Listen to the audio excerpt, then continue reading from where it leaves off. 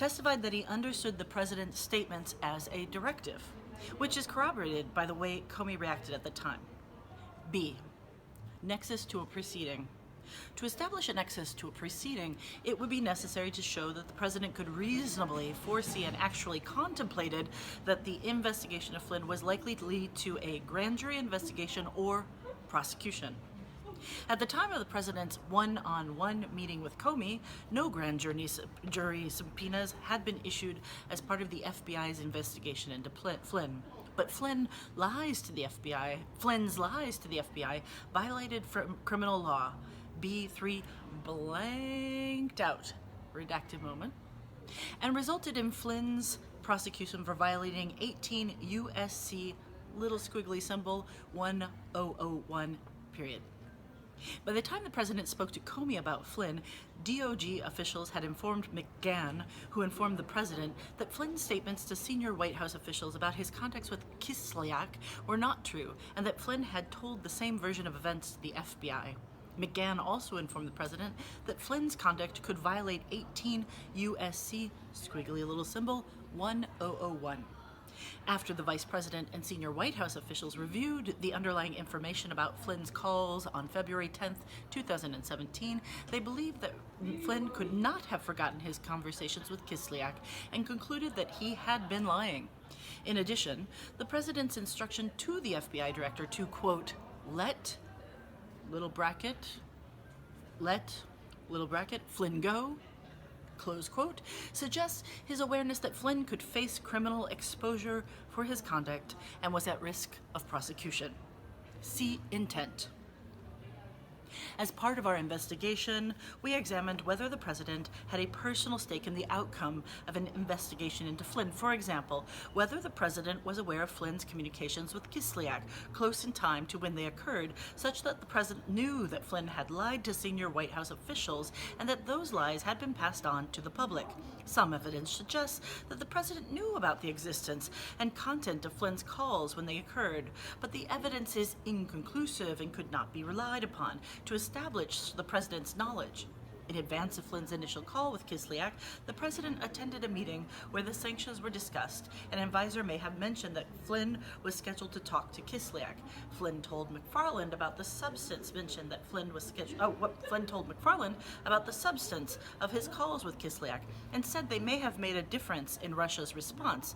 And Flynn recalled talking to Bannon in early January 2017 about how they had successfully, quote, stopped the train on Russia's response, unquote, to the sanctions.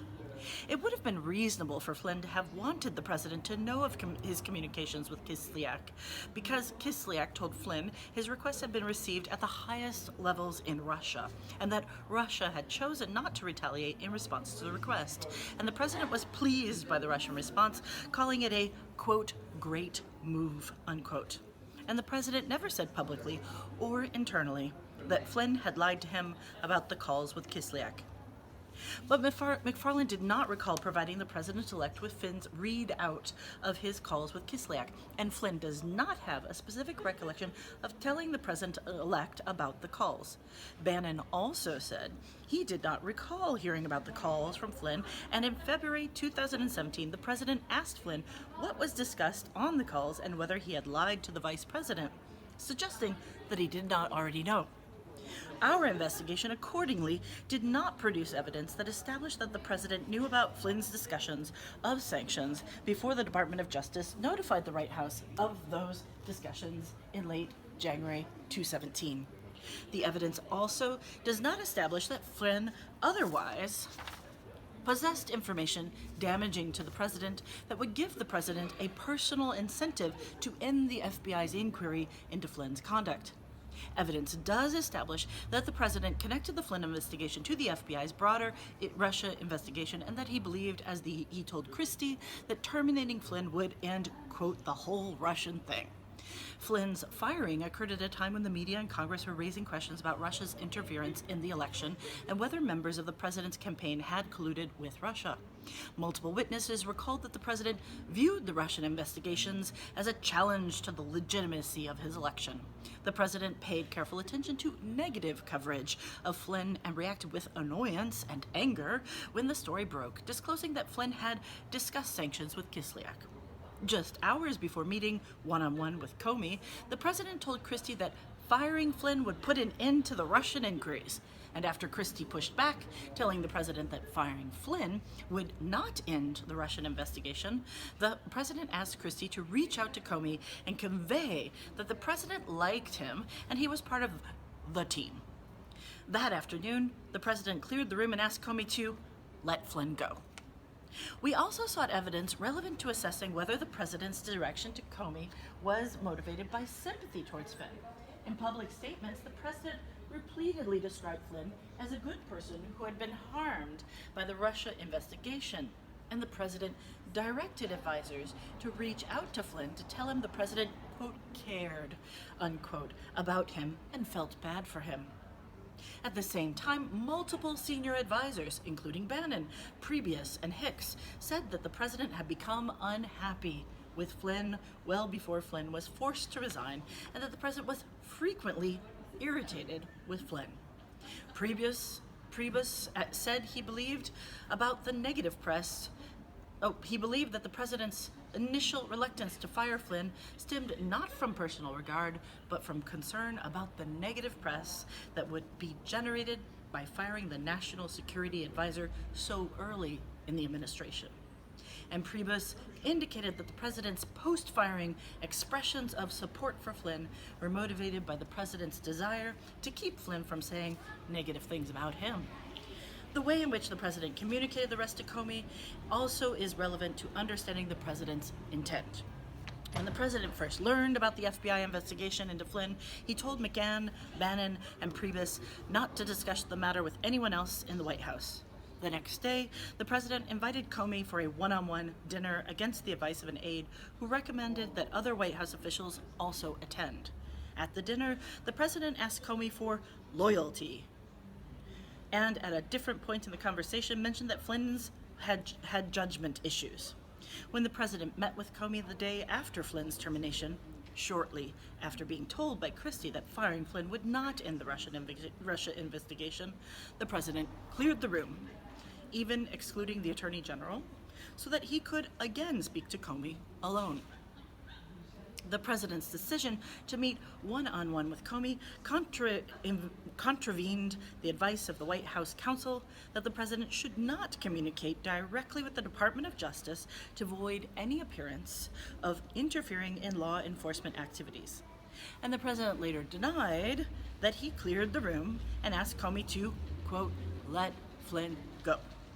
A denial that would have been unnecessary if he believed his request was a proper exercise of prosecutorial discretion. Finally, the president's effort to have McFarland write an internal email denying that the president had directed Flynn to discuss sanctions with Kislyak highlights the president's concern about being associated with Flynn's conduct. The evidence does not establish that the president was trying to have Farland lie.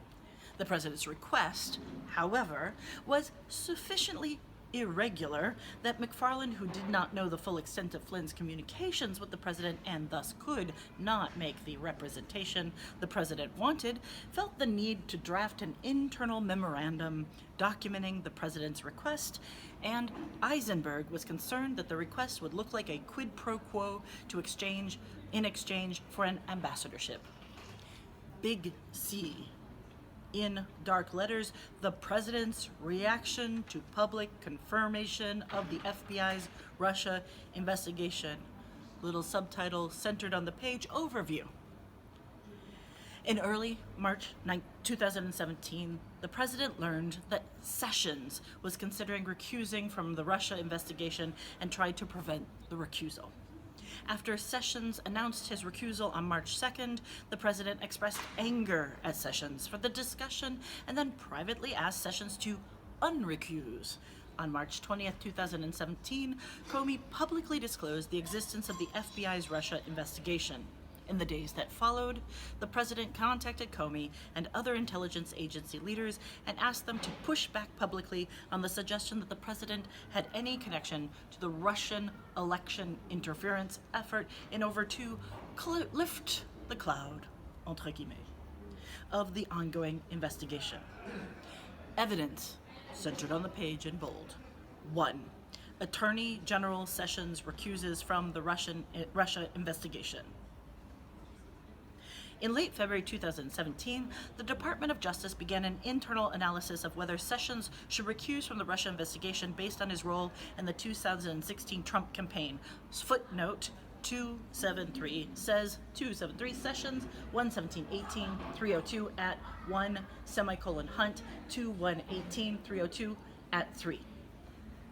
On March 1st, 2017, the press reported that in his January confirmation hearing to become Attorney General, Senator Sessions had not disclosed 2 meetings he had with Russia Ambassador Kislyak before the presidential election, leading to congressional calls for Sessions to recuse or for a special counsel to investigate Russia's interference in the presidential election. Footnote 274, which reads, e.g., Adam Intus et al., in italics, Sessions met with Russian envoy twice last year, encounters he later did not disclose, Washington Post, entre in parentheses, March 1st, 2017.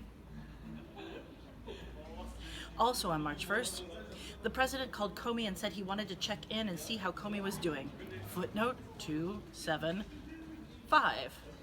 3/117 email, Comey to Ribici, SCR 012B _ 000030 in parentheses, President's Daily Diary, 3/117, reflecting call with Comey at 11:55 a.m., period, close parentheses. According to an email Comey sent to his chief of staff after the call, the president, quote, talked about Sessions a bit, unquote, said that he had heard Comey was doing great, and said that he hoped Comey would come by to say hello when he was at the White House. Footnote 276, 3/117 email, Comey to Ribici, see hearing on Russian election interference before the Senate Select Intelligence Committee, 115th Congress, June 8, 2017, CQ Kong, transcripts at 86, testimony. Comey